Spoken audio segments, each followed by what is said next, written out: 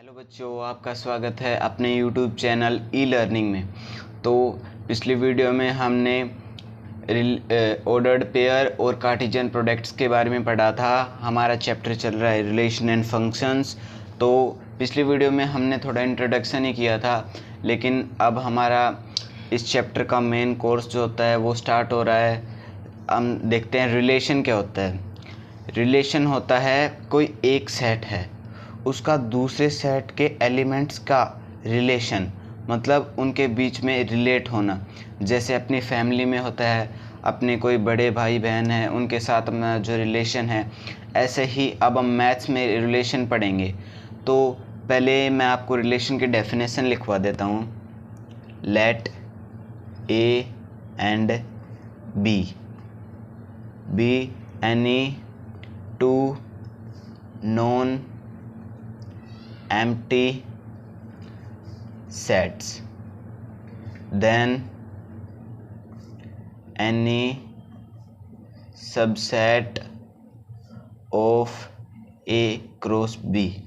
तो आपको ये पता होगा कि A क्रॉस B है वो होता है कार्टेशियन प्रोडक्ट्स, और हमारा जो रिलेशन होता है वो कार्टेशियन प्रोडक्ट्स का ही सबसेट होता है, इज कॉल्ड रिलेशन।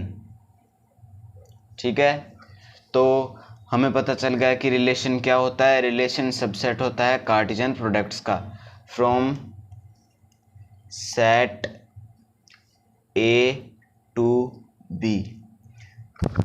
जो दो हम सेट लेंगे उसमें जो पहला सेट होगा वो बी भी हो सकता है, एक्स भी हो सकता है, कुछ भी हो सकता है। इसमें हमने पहला सेट ए लिया है, तो रिलेशन होगा A to B. It is, relation को हम डिनोट करते हैं, it is denoted by capital R. Relation होता है वो कैपिटल आर से डिनोट होता है। ओके, अब मैं आपको कुछ एग्जांपल बता देता हूँ। जैसे एक एग्जांपल है 1 2 3 और बी सेट है 2 4 9। तो अब ये आर ऐसे करके दे देंगे, R is A B such that A square is equals to B. अभी आपको रिलेशन दे दिया, हमें ये पता लगाना है कि ए ऐसा एलिमेंट होना चाहिए जिसका स्क्वायर उसका बी एलिमेंट हो। तो पहले हम इसमें ए एलिमेंट को 1 पुट करके देखते हैं।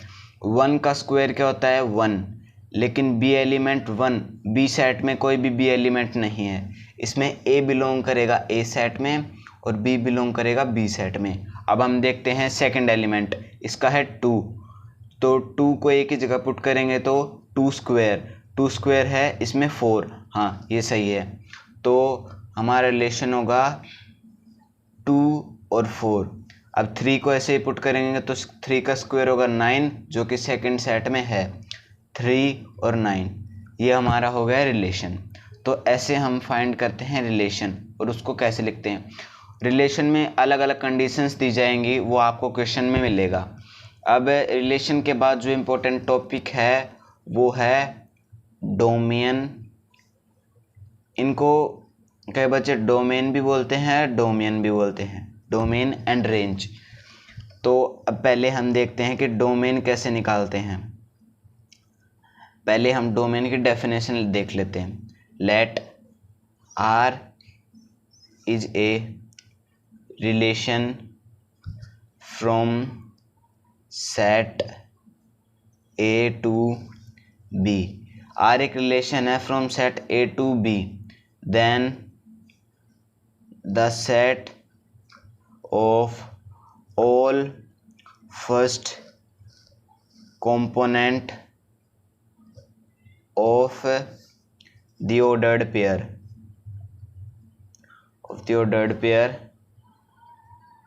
belonging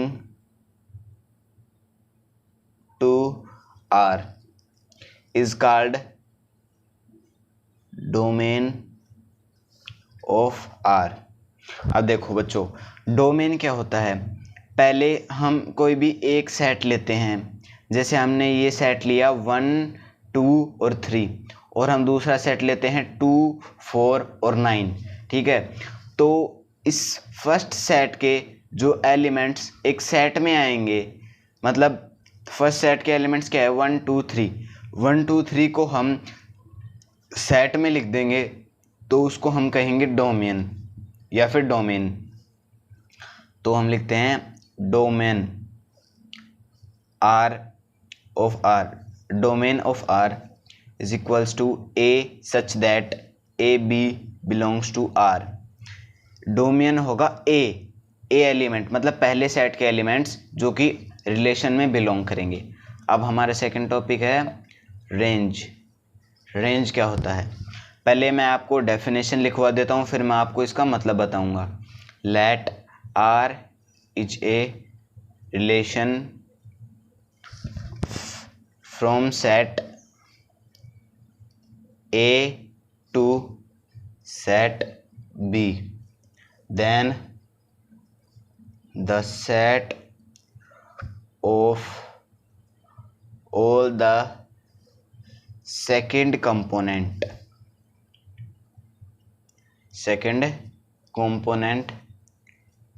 belonging to R is called range of R। Range of R।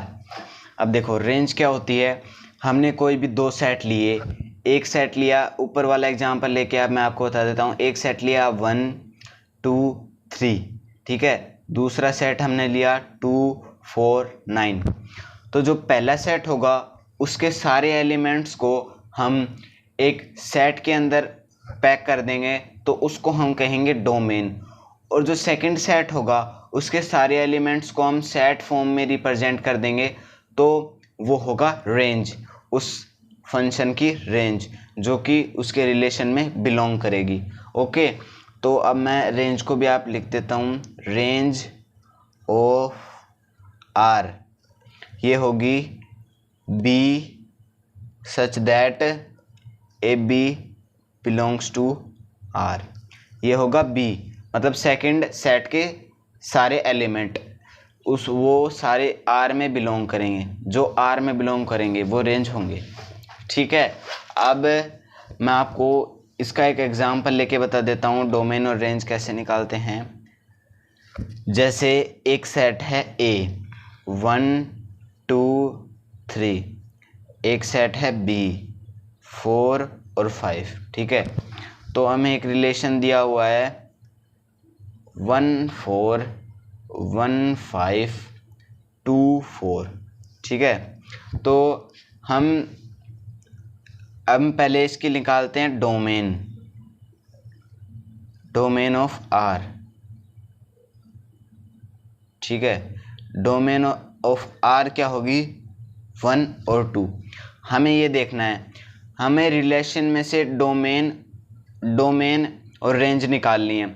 कभी कभी ऐसा होता है कि जो डोमेन है ना वो रिलेशन में से आती हैं, लेकिन जो डोमेन होती है वो पहले सेट के सारे एलिमेंट्स होते हैं। लेकिन कभी कभी ऐसी कंडीशंस भी आ जाती हैं कि डोमेन अलग निकालनी पड़ती है। तो पहले हम डोमेन निकालने के लिए रेंज को देखेंगे, मतलब रिलेशन को देखेंगे। रिलेशन के जो हर एक ऑर्डर्ड पेयर का जो फर्स्ट एलिमेंट है ना उसको हम सेट में क्लोज कर देंगे तो वो होगी हमारी डोमेन। तो इसका फर्स्ट एलिमेंट है 1 हमने लिख दिया, इसका फर्स्ट एलिमेंट भी है 1। सेट में कोई भी एलिमेंट रिपीट नहीं होता। इसका फर्स्ट एलिमेंट है 2, तो 2 हमने लिख दिया। तो हम डोमेन और रेंज रिलेशन में से निकालेंगे रेंज ऑफ आर। तो इसकी रेंज क्या होगी, इसका जो क्या नाम है, इसका हर एक ऑर्डर्ड पेयर का सेकंड एलिमेंट हम सेट में क्लोज करेंगे। इसका फर्स्ट ऑर्डर्ड पेयर का सेकंड एलिमेंट है 4, तो हमने लिखा 4। और ये सेकंड ऑर्डर्ड पेयर का सेकंड एलिमेंट है 5, हमने लिखा 5। फिर आगे है 4। तो आपको पता ही होगा सेट में कोई भी एलिमेंट रिपीट नहीं। तो बच्चों देखो, अभी हमने देखा था कि रिलेशन क्या होता है, उसका डोमेन कैसे निकालते हैं, उसकी रेंज कैसे निकालते हैं। तो अब हम देखेंगे कि नंबर ऑफ रिलेशंस कैसे निकालते हैं। जैसे कोई भी दो सेट हमें गिवन होंगे तो उसके नंबर ऑफ रिलेशन, उसमें कितने रिलेशंस होंगे वो कैसे निकालते हैं। देखिए नंबर ऑफ रिलेशन।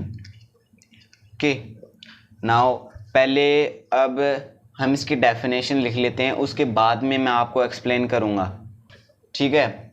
अब हम इसकी डेफिनेशन लिख लेते हैं पहले।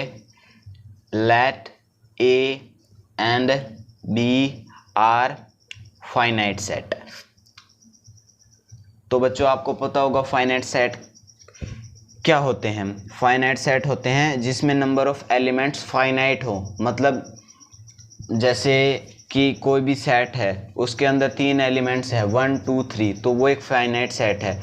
या फिर कोई भी हमें ऐसे एलिमेंट्स दे दिए जाएं जैसे कि नेचुरल नंबर्स का सेट दे दिया जाए तो वो होगा इनफाइनाइट सेट, क्योंकि नेचुरल नंबर तो इनफाइनाइट तक होते हैं, वो तो बहुत सारे होते हैं। तो ऐसे हम निकालेंगे फाइनाइट सेट और इनफाइनाइट सेट। हमें 2 फाइनाइट सेट लेने हैं having m and n elements respectively।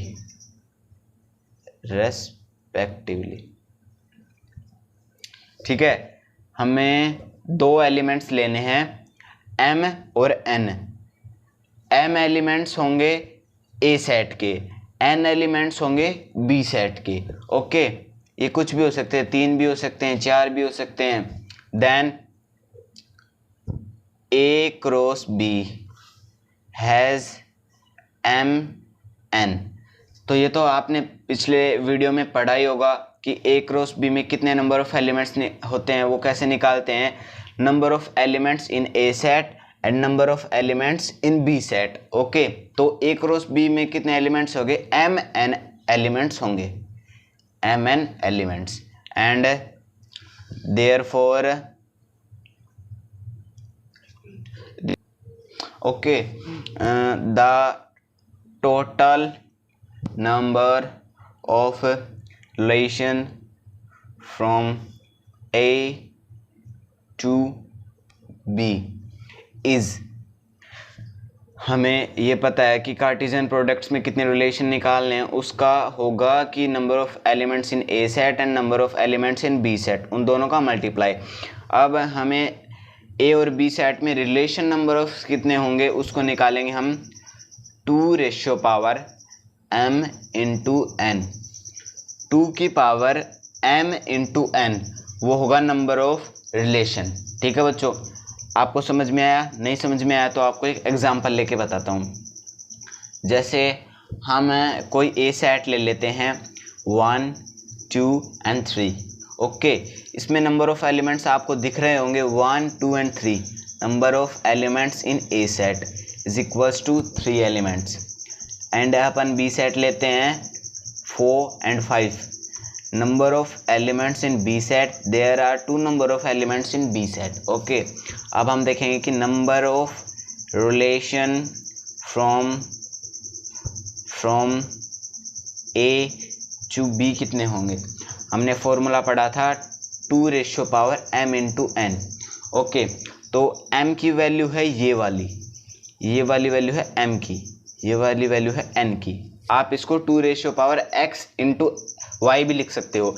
x होगा number of elements in a set और y होगा number of element in b set, या फिर आप इनको m और n भी लिख सकते हो। ओके, तो m की वैल्यू क्या है 3, n की वैल्यू क्या है 2, तो 3 इंटू 2 5, 3 इंटू 2 6, सॉरी 3 इंटू 2 6, तो 2 की पावर 6 क्या होता है 64। तो ए और बी सेट्स में number of elements, number of relations 64 हो सकते हैं। ओके, अब हम देखते हैं कि रिलेशन की टाइप्स कितनी होती हैं। रिलेशन की बहुत सारी टाइप्स होती हैं जो आपको, ठीक है। अब हम देखेंगे टाइप्स ऑफ रिलेशंस कितनी होती हैं। रिलेशन की वैसे तो काफ़ी सारी टाइप्स होती हैं। अब हम देखेंगे कि सारी टाइप्स इसी वीडियो में आ जाएंगी तो ठीक है, वरना हम अगली वीडियो बनाएंगे। इसका फर्स्ट टाइप होगा एम्प्टी रिलेशन। एम्प्टी, अब इसका तो नाम से ही पता चल रहा है कि ये क्या, इस रिलेशन को ये कैसे रिलेशन हो सकता है एम्प्टी का मतलब होता है खाली। पहले हम इसकी डेफिनेशन लिख लेते हैं। इसकी डेफिनेशन होगी a relation in set A, relation in set A is called empty relation. If set A को एम्प्टी रिलेशन हम कब कहेंगे? If number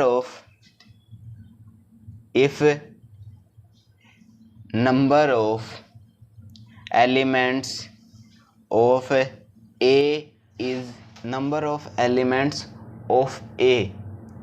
is related to any element of A that is R is equals to 5। ठीक है, अगर किसी भी element में किसी भी एक सेट में वो उसके एलिमेंट नंबर ऑफ एलिमेंट्स 0 होंगे तो उसको हम कहेंगे एम्प्टी रिलेशन। जैसे एग्जांपल लेके बता देता हूँ मैं आपको। Let A is the set of all students in a school. अब इसका सेट बनाना है। ए सेट क्या है? Set of all students in a school. अब स्टूडेंट्स ऑफ और स्टूडेंट्स इन ए स्कूल। अब हम रिलेशन देखते हैं। R is a relation defined as age to difference between their students is 100 years। अब हमें एक सेट दिया गया है, A is the set of the all students in a school. अब एक सेट है जिसमें स्कूल के सभी बच्चे हैं और हमें एक रिलेशन दिया गया है कि R is a relation defined as the age of the students between their age, मतलब उनकी एज में कितना डिफरेंस होना चाहिए? उनकी एज में 100 ईयर्स का डिफरेंस होना चाहिए। ये तो कभी हो ही नहीं सकता, क्योंकि मान लो आप नर्सरी क्लास का कोई बच्चा है, वो ज़्यादा से ज़्यादा मतलब 5 साल का होगा या फिर 3 साल का होगा, और जो 12th का जो बच्चा है वो ज़्यादा से ज़्यादा 16 एंड 17 के बिटवीन होगा। तो उनकी एज डिफरेंस में ज़्यादा से ज़्यादा 20 साल हो सकता है उनका एज डिफरेंस कभी भी 100 ईयर्स नहीं हो सकता। तो हम लिखेंगे there is no student in the school whose age difference is 100 years। Okay, I hope. तो इसका रिलेशन होगा 5 और इसका रिलेशन 5 होगा। तो अब हम कह सकते हैं कि R इज एम्प्टी रिलेशन।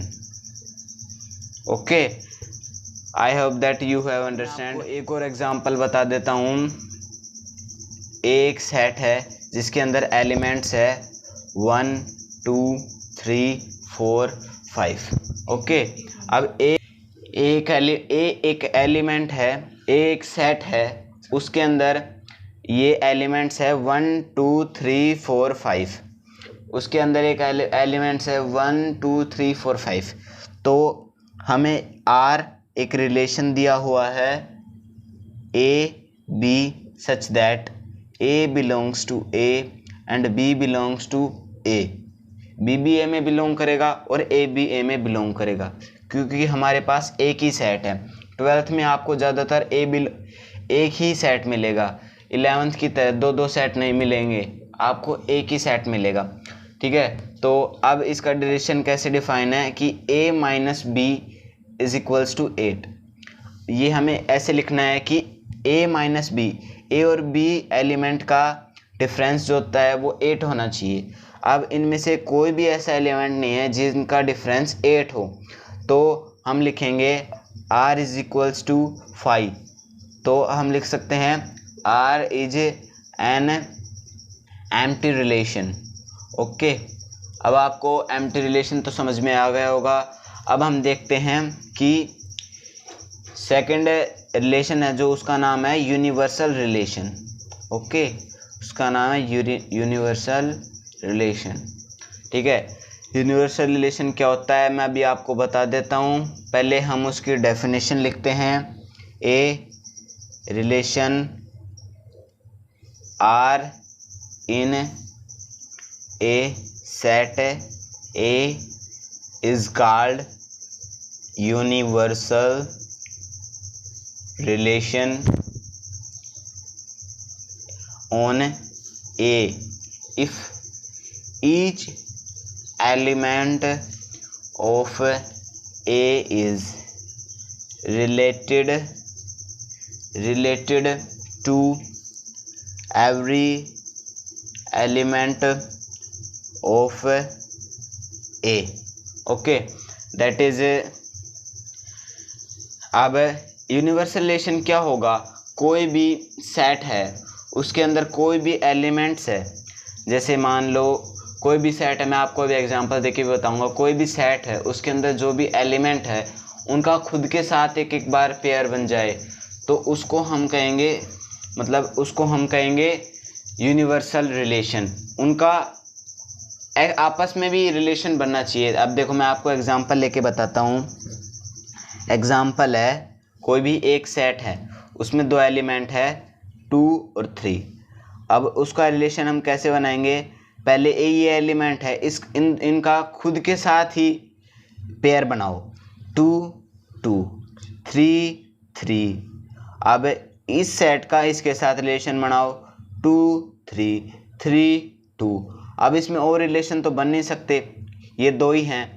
तो अब हम करेंगे, अब हम ऐसे ही हम बहुत सारे जिस सेट का रिलेशन मतलब यूनिवर्सल रिलेशन निकाल सकते हैं जिसमें बहुत सारे सेट हों। ठीक है, अब मैं आपको एक और एग्जांपल देके बताता हूँ। एक सेट है जिसके अंदर एलिमेंट्स है 1 2 3 4 5 और आर एक रिलेशन है A B such that A belongs to A and B belongs to B, a minus B does not equal to 8। ठीक है, तो R is universal relation, R is universal relation. ठीक है, तो हम a minus B is not equal to 8, तो ऐसे इसमें बहुत सारे एलिमेंट्स होंगे जो मतलब जिनका डिफरेंस 8 नहीं आएगा। ठीक है, तो ये एक यूनिवर्सल रिलेशन होगा। अब मैं आपको एक नोट, जैसे आप नोट कह सकते हैं उसे, ऐसे आपको मैं एक इन्फॉर्मेशन दे देता हूँ। The empty relation is the smallest relation.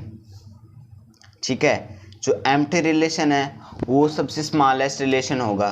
ये आपको 1 मार्क में भी पूछा जा सकता है कि स्मॉलेस्ट रिलेशन क्या होता है, वो होता है एम्प्टी रिलेशन। और आपको पता ही होगा कि universal relation is the largest relation. अब एम्प्टी रिलेशन तो सबसे छोटा होगा ही, क्योंकि उसके अंदर जो सेट आएंगे वो आएंगे उसके नंबर ऑफ एलिमेंट्स होंगे 0। और यूनिवर्सल सेट उसमें जो भी एलिमेंट है उनके सबके साथ एक एक बार पेयर बना दो हर एलिमेंट के साथ। ठीक है, तो सबसे छोटा होगा एम्प्टी रिलेशन और सबसे बड़ा होगा यूनिवर्सल रिलेशन। दीज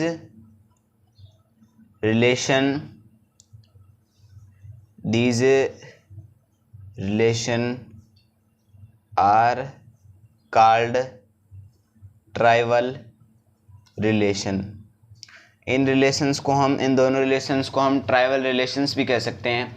ये दोनों रिलेशंस ज़्यादा काम में नहीं आएंगे हमारी एक्सरसाइजेज में, ये तो सिर्फ जनरल नॉलेज के लिए है। अब जो आगे जो इसके टाइप्स आएंगे वो ही इम्पोर्टेंट हो गए इस पूरी एक्सरसाइज को करने के लिए, अगली एक्सरसाइज को करने के लिए। ठीक है, तो आज की वीडियो ज़्यादा बड़ी ना हो जाए इसलिए मैं आपको वो लेसन्स बताऊंगा अगली वीडियो में। Okay bye, thanks for watching.